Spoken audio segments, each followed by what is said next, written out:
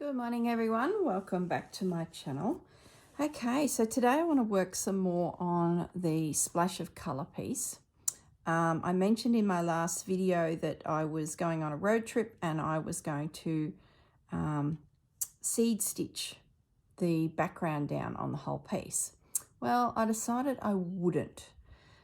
Two reasons. When I was stitching down this edge on all of these elements, making my background secure, I found that I'm starting to get lots of layers of this linen, and then in underneath is the calico, and my needle was really working hard to get through all those layers. So I ended up going to a beading needle, and it was fast. It was sharp and thin, and it just helped me get around the whole perimeter of all of these little elements really quickly. So then I sort of started thinking about the seed stitch, and to do the seed stitch with a beading needle would be just really difficult to do. And then to go back to a normal needle, like a milliner's needle or something like that, would be, like pushing a crowbar through. So I decided that reason alone was probably not a wise thing to continue due to the layers. And the other thing is it's wear and tear on my wrist. And I thought I just don't need to. So I've decided for this piece not to do that. Maybe if it was just single linen, like our French garden, I would do it because there's just that one layer. But this is just getting a little bit too dense, and the needle I'd need to do it efficiently would be, just not the nicest thing to do. All right, now what I want to achieve today is I want to lay in some more floral elements to sort of help blend it all like we did over here. And I want to get positioned my beehive and how I'm going to do that. So I've got my box that goes with this project. So let's have a little look. We've used enough of that doily. I don't think I need to cut into that doily. I think that tablecloth is going to stay at the moment in its entirety, even though it's full of holes and was perfect for the project. So I'm sort of looking for bits and bobs to go on this. So I want to put something through here. I think that needs to be quite fine, whatever I choose.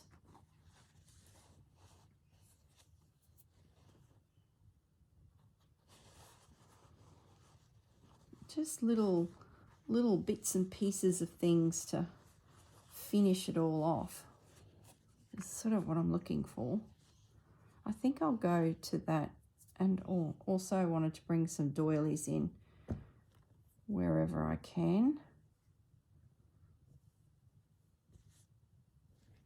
Maybe there, maybe not.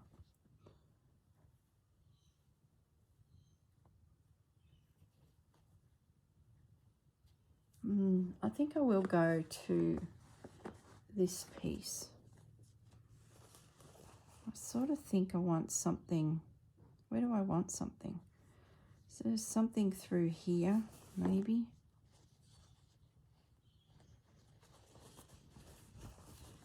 I don't know. Something over there to soften that edge, because it looks like the yellow is finishing and it sort of looks a bit odd. So how would I do that? I would need quite a thin little piece, but something that there would work. It's just adding just a little bit more detail. And then with the beehive, I'm going to embroider the background of flowers around the beehive. I've sort of got an image in my head of this beehive nestled in the wildflowers. So, and I want to do them in the style that the doilies are. I'll use the Foolproof embroidery flowers as my guide, but I won't be able to use a lot of those techniques because she mixes different types of cottons and ribbons together to create those gorgeous flowers. I'll have to just pare it back a bit. I've got to think more like when we were kids stitching doilies. It was different. Yeah, that one can go there. What do I do with my pins?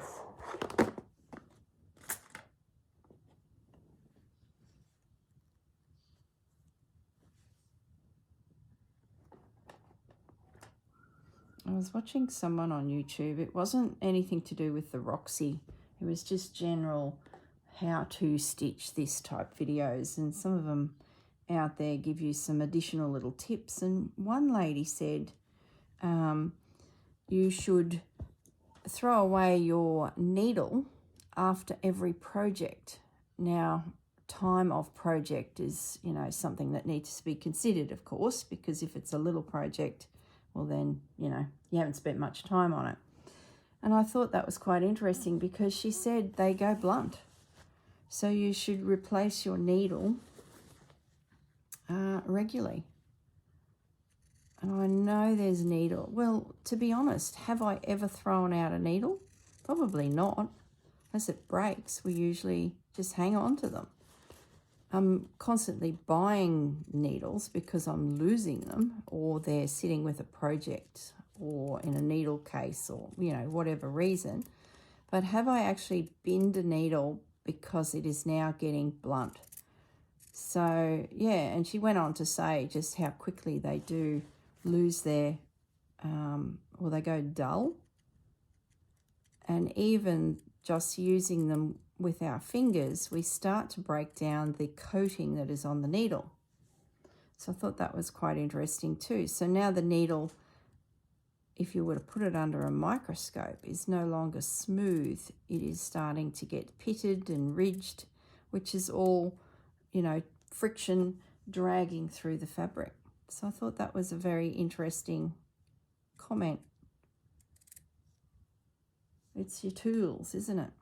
You've got to look after your tools. When you talk to, a carpenter or a plumber, they're fastidious with their tools. Well, good ones are. And I guess we could probably apply that logic to our needlework. So there you go. There's my thought for the day. Will it actually happen in my world? I don't know, probably not. But it's something we probably should be thinking about. So I just want something there to soften that a little.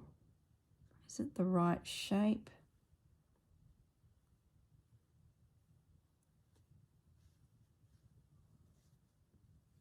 I can see, I'll just zoom it in. I can see a line here. See that curve where this piece has met this piece? So I'm sort of looking for something just to pop in there to soften that a little. I know I'll still get that same line around this little guy, but it doesn't seem to be as obvious. Can you hear that? That's white self-crested cockatoos moving out for the morning, off to cause trouble wherever they're heading.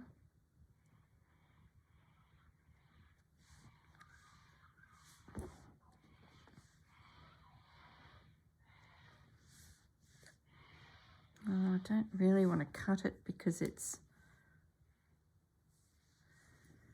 see, if I cut it, it could unravel. It was a nice little morsel.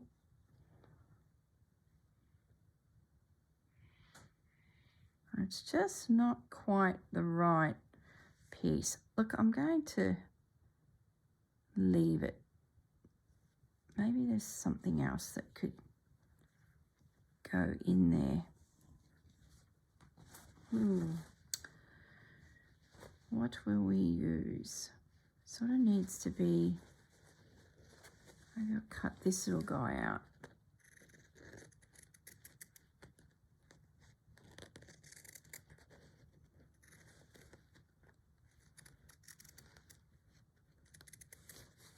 This little fella might do it.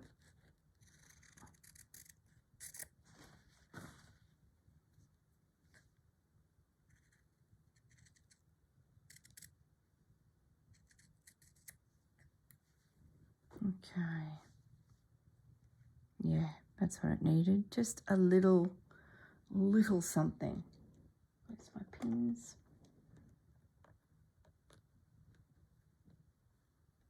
I know pins get blunt.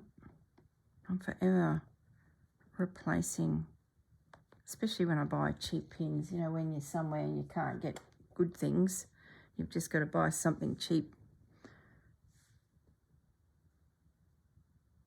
I'm going to have to cut that stem back a bit, I think. Just a little bit, and then I'll put a dab of glue on that little edge. I'm just grabbing my glue just to secure those threads a little, feel better about it.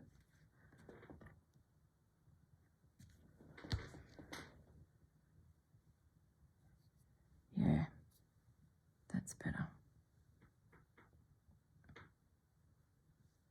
Yep, just needed that tiny little bit off of the end of it.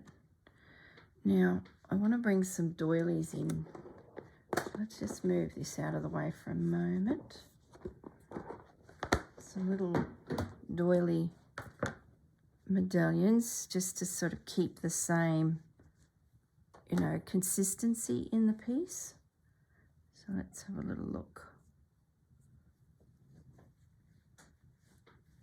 Yep. Just helps soften everything. Adds more layers. Need a little morsel.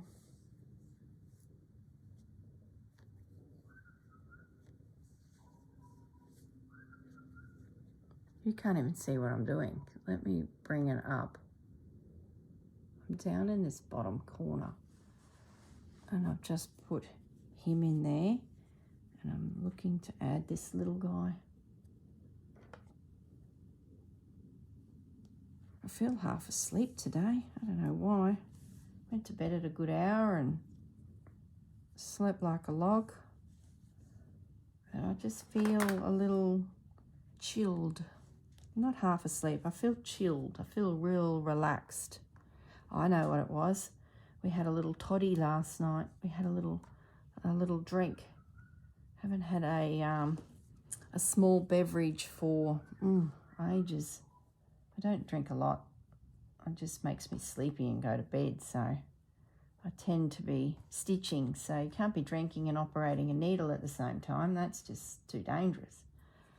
So I heard my husband pouring a small honey bourbon on ice, and I could hear the ice rattling and him making it in the kitchen. So I yelled out, "Oh, look, I'll have something too." So I've been having 45. It's like a whiskey that's really sweet, liqueur. It's quite thick, but I put it on ice and then I let the ice melt, so it sort of dilutes it and chills it. Then I add more ice and I can sip on it all night. So I can have the tiniest amount and just keep making it waterier and waterier. And because it's so sickly sweet, it's nearly a syrup, like I said, and I can sort of, you know, just use it as needed through the evening, you know, adding more and more ice. So by the end of the night, it's really quite watery. I think I am going to put that little guy there. Sort of blends it through, or do I save him for later in the project? Might save him. I think that's why I feel so chilled and relaxed, because I did actually get a really good night's sleep. And that'd be why. I do recall now that I was sitting on the couch and I was doing some stitching, and I was getting sleepier and sleepier and more relaxed. And then I just don't remember much after that because I went to bed. I just feel like I need a little doily here, but I don't have anything really small, so I might have to come back to that. I've got some doilies put aside that I want to cut the medallions out of to restock my little container, some fussy cutting. So I might leave it at that. But what I am going to do is start figuring out how we're going to do this beehive. We need inspiration. How are we going to do a beehive? We'll use this button thing. This thing that won't attach to anything because it's got no shank on the back. So we need a little stand. We'll make the stand 3-dimensional.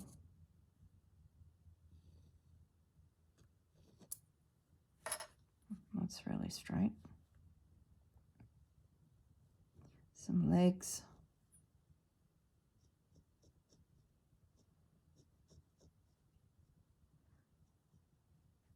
Okay. So we need some lines just to get our shape right.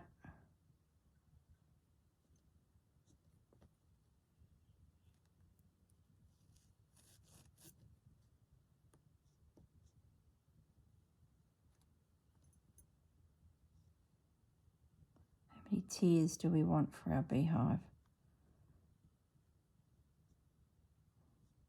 Give him that 4th tier. Why not, I say.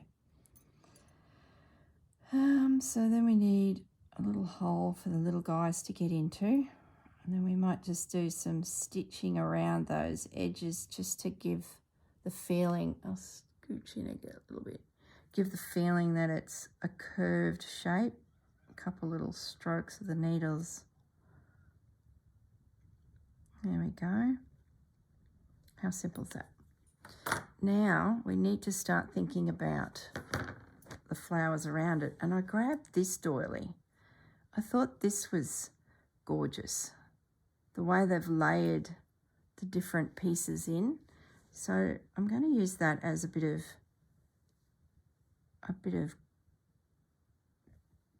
inspiration. So I'm going to try this cluster first. It's little lazy daisy stitches, some little stem stitches, and then some little French knots above that. This is so doily-like, trying to keep it classic embroidery for a doily. Those are really cute. That's 5. So they've done a branch, 2 branches like that. Then they've got the stem up. Then they've done a doily, French, goodness me. No more having toddies before embroidering and filming the next day because I'm just not sharp. So they've done this, they've got this real straight stem. And then this curved stems, which is quite cute.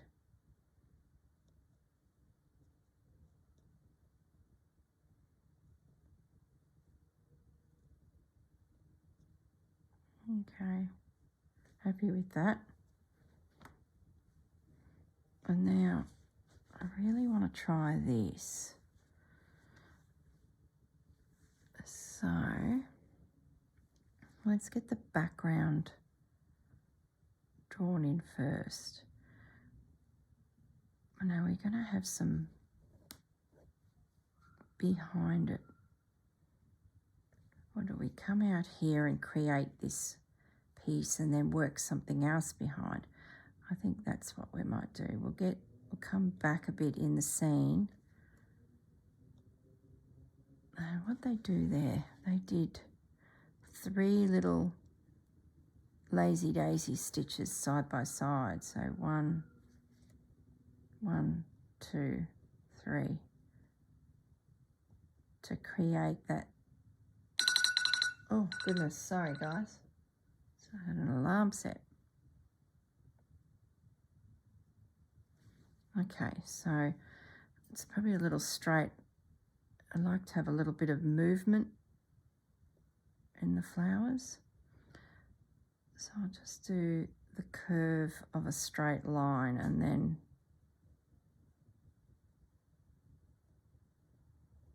there we go, that's better.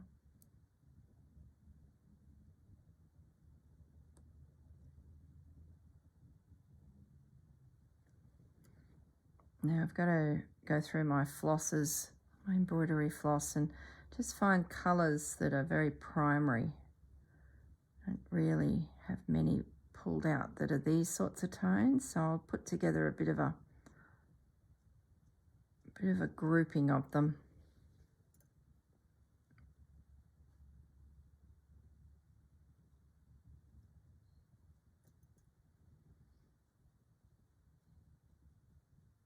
Yeah, very cute, very easy.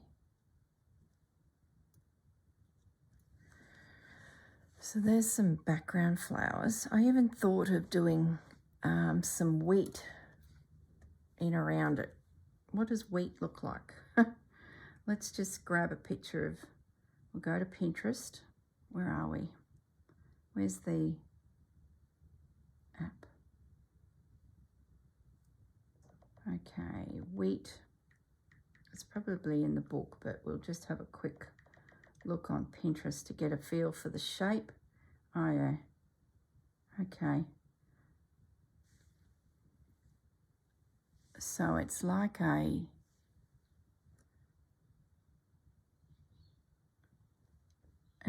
got these little ears, or little stitches like so, and then one out the top, and then there's like little lines coming off of it. Yeah, like that. Let's get another one coming up here. Could probably even use bullion stitch, but I don't know if I'd need to go to that degree with this piece. There's not a lot of bullion stitch on this. It seems to be very simple satin stitch, and so a little bit of wheat. Okay. Now there's some lazy daisies here. What about some daisies in general? Oh, I know, some of this Queen Anne. I remember doing that. That might be pretty up around the top here. And that was just a real sticky little piece with little white French knots.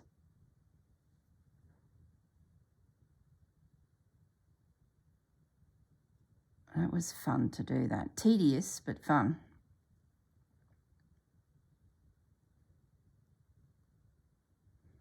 A little bit of that will be good. Bit of Queen Anne.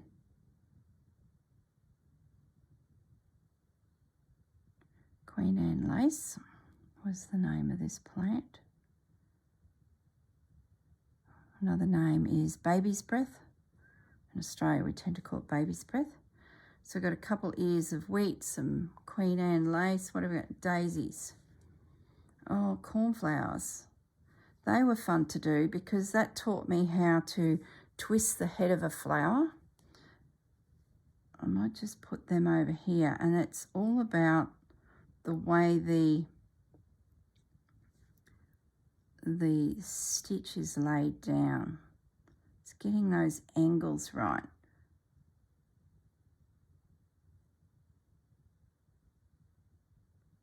And there's a gap in the middle too. That was crucial too.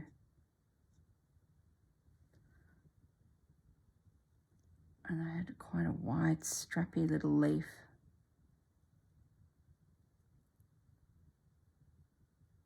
So it's got this longer stitch. And then little stitches coming out from it, giving this gap. That's not a real good example, but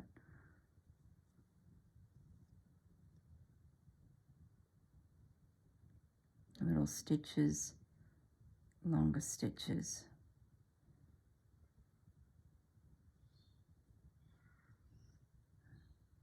The wildflower prompt, I think, is just going to pop up all the time. We'll get like a feature into your little gardens, and then there'll be this need to build up, you know, some background elements, and the flowers are just going to pop up all the time. Okay, now lavender. That'd be pretty. Where could I put some lavender? I sort of need a ground. So let's just assume that that's a ground area there for a heap of the little stitches. Lavender's fun to do too, because it's a little purple lazy daisy stitches, and you stitch over the top of your lazy daisy with a third stitch, just to make it feel quite thick.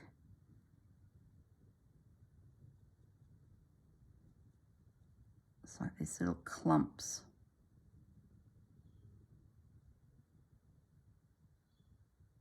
And then right at the top you do these two little white stitches. It's the little blossom coming out the top of the stem.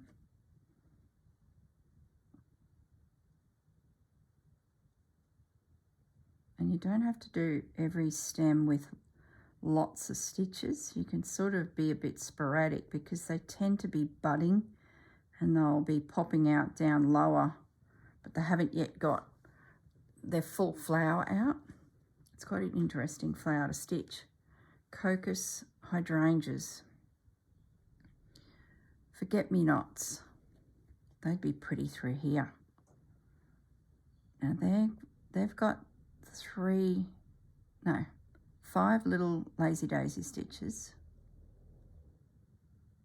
1, 2, 3, 4, 5. The yellow center.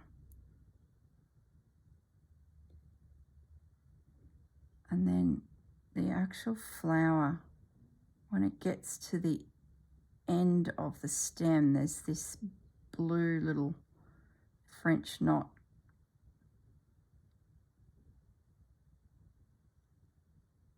You don't always have to join your stems too. Sometimes it looks more interesting when there's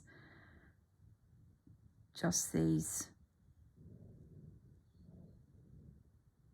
random strokes.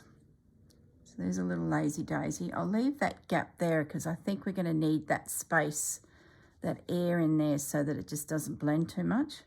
But I think we can do something else down here. Maybe we go more for, where's our girl again? Maybe we do a couple of these bigger. So she's got a satin stitch in the center. Oh, I might make them just straight strokes. Instead of a lazy daisy, we'll do this straight stroke.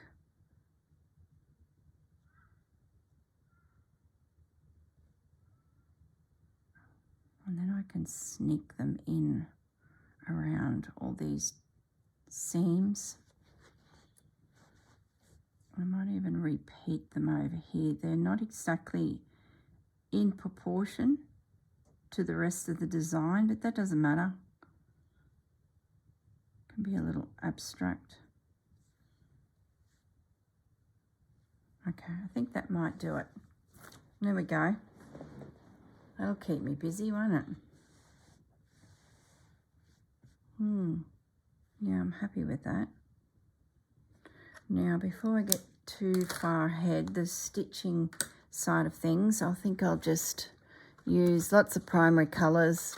I won't pull out the threads because that's time wasting, but I do want to frame it in to our piece so it looks like it is still fitting with the rest of our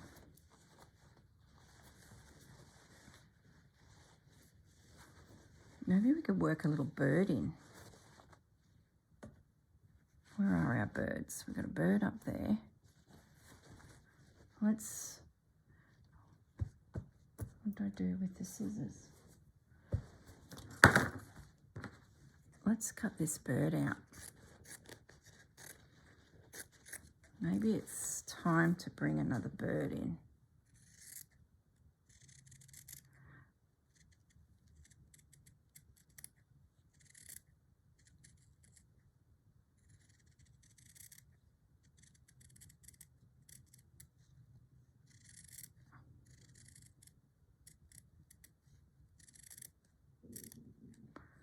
Okay. I'll need some more floral because I want to sort of encase it a little bit as we go from topic to topic on our piece, or prompt to prompt. I sort of want this feeling of, yeah, that's going to work. What else can we pinch out of here?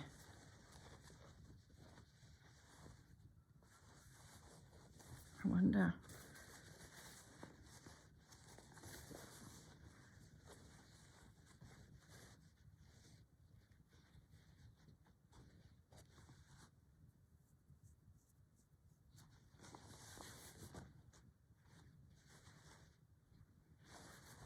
I sort of need something that's got that swish over. There we go. That's it there. That piece there. Let's just sneak him out because I think he will do the trick.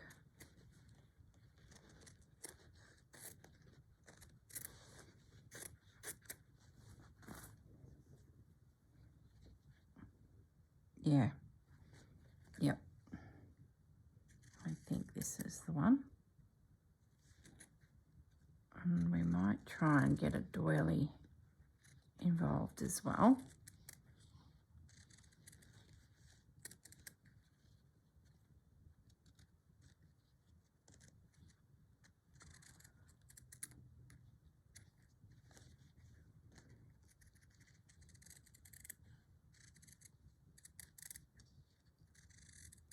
So I wonder how many people out there have gone, a rabbit eating carrots.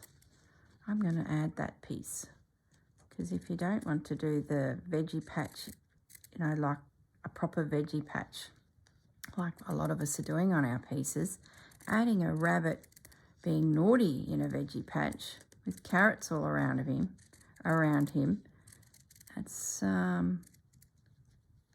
I thought that was brilliant, to say so myself, and I didn't even think of the idea. I just had a piece that I spotted and I was like, oh, you have to join this. But a little bunny munching on a heap of vegetables, that's a beautiful scene in itself, even if it's not a pre-done cross stitch. Okay, get my bits off the page. How do we get this in?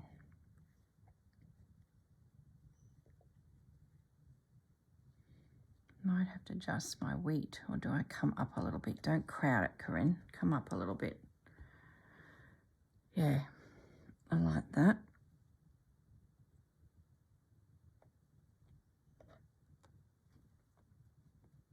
Okay.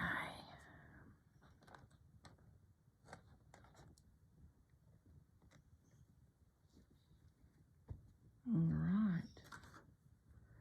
Now, sort of feel like I need something through here.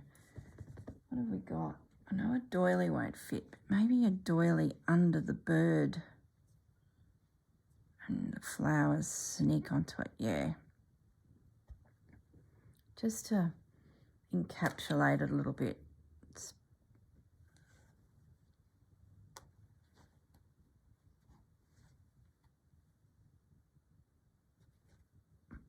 Yeah. Bees. We don't have any bees. I'll have to check out Mary Ann's piece. She had these gorgeous little bees. I think they were like, I think she did like a little circle, oblongy circle, 2 little wings, and then some little stripes on them.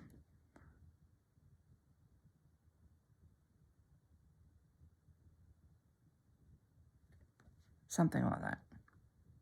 Maybe one on the beehive. There we go. Bees. How can we not have bees? Goodness me, that was nearly crucial. This corner is annoying me. This edge. I need to find something there. I need to find the perfect little piece to go in there.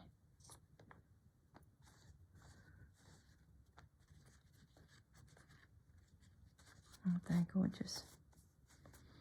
Needs to be a slither of embroidery. Surely I have something, like, for goodness sakes.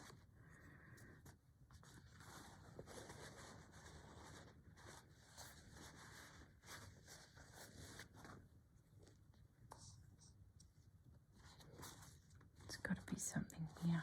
Nothing. Nothing. Okay. I might just have to embroider something. Sort of an unusual, what's this edge here? Oh, that'll do it. This funny little piece here, I think might just do it. Let's have a look. Just needs a pop of something coming in from the side, which is exactly what this piece of embroidery is doing.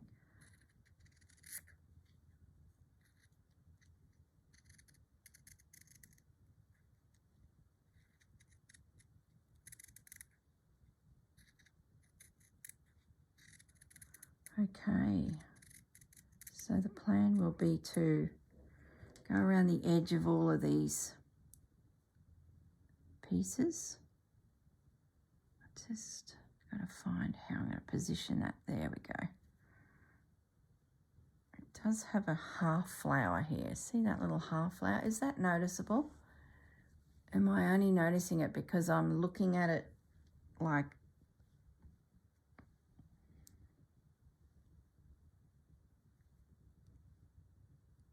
so I feel like that needs to be tucked in somewhere. I think I'm going to use it up here instead. So it's just peeking out.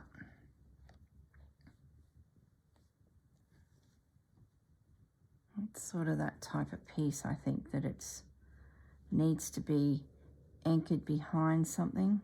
That's all stitched. I can't get in there. Maybe like that. There we go. That's where it's going.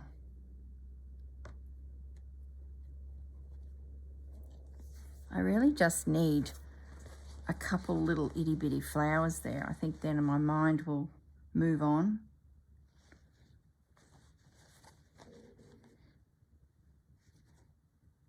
They're all sort of stitched together. If I cut in there, they're just going to unravel. Maybe I need just a little bit of branch. That might do it.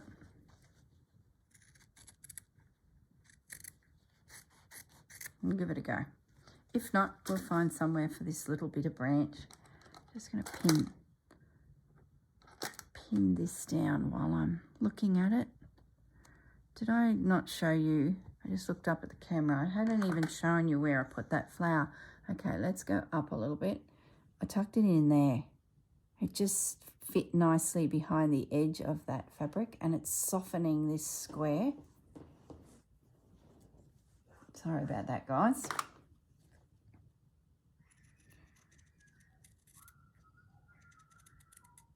We need Mr. Apple to invent an algorithm that as our hands and our minds go to a new spot on our embroidery, the iPad goes, oh, there she goes again, and it adjusts itself to suit.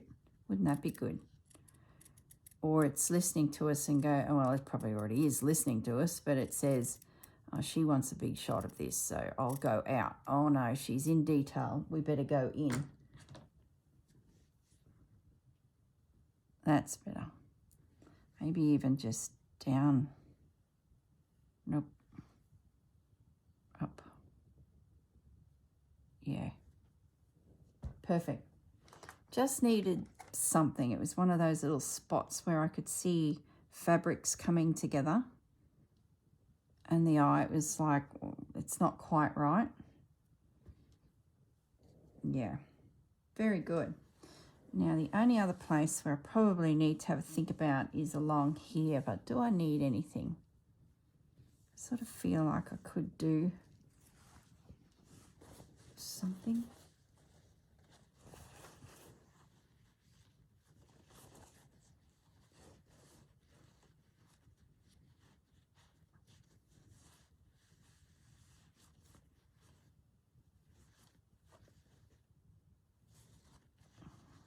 No, I'm going to leave it. I think it's okay.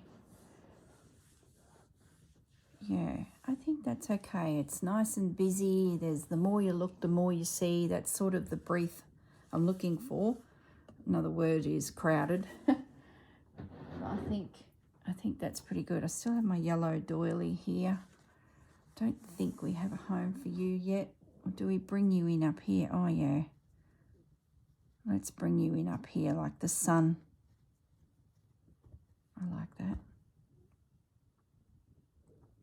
If we find that it's in the way for the next prompt, we can always just, because it's just invisible stitch, you can always just clip underneath, go again, and then lay it down. But I think that's really pretty. Could even do another doily up in here, just to sort of square us off a little bit. Yeah, that's pretty.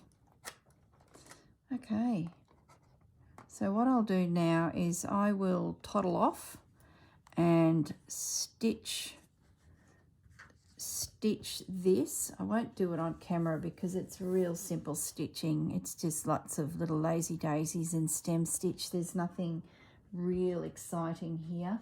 It's not like our book actually, where, let me grab that book so you know what I'm talking about. It's not like this guy where you're taking those basic stitches and you're building in other textures and wools and, you know, really taking them to the next level. We need to simplify it back a little bit. Some of my other pieces can handle this type of work, but these are classic doilies. These are little simple projects that we used to do back in the day. So I think I need to just, you know, tone it down a little bit. I'll zoom back in so you can see the little sketch. I just need to tone it down, and I need to use 2 or 1 threads to keep it fine. Nothing, no more than that. So it feels a little dainty. Like you have a look at some of these stems here on this particular doily, for example. They're only 1 thread. So I need to pick up on that technique and just, yeah, keep it more classic to the doily is what I'm trying to say.